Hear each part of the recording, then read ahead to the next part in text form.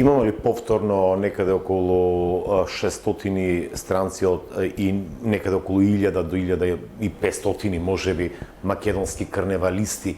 Имајќи во предвид дека претежно се преферира она групна форма кога шаренило од бои ќе продефилира по струмишките улици пропратено со музика.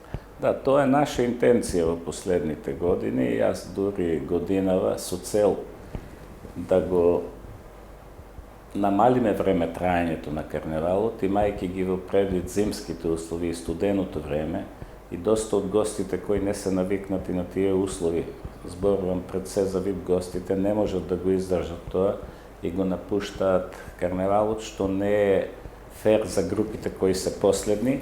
Настојуваме да време траењето биде што пократко. Во тој контекст, може би годинава за прв пат, во колку се сложат карневалистите, планирам да предложам поединечните маски да настапат секоја за себе, но како една група. Значи, плоштадот ги дава тие можности, ќе се најават групите, мислам ќе биде многу побогат. Поединечните маски сите заедно да настапат, а сите ќе бидат представени. Мислам дека ако секоја маска губи по 5, ако имаме 10 такви маски, мислам дека ќе добиеме некои 50 минути на време, што би бил голем помак во време траењето. Дилемата беше околу бројката, останува бројката, приближно. да, се извинувам, значи ја изгубив мислата. Бројката е ограничена како со претходно она што го кажав, со висината на средствата кои може да ги употребиме. Меѓутоа, тоа е порешлив проблем. Поголем проблем е бројот на сместувачките капацитети во градот.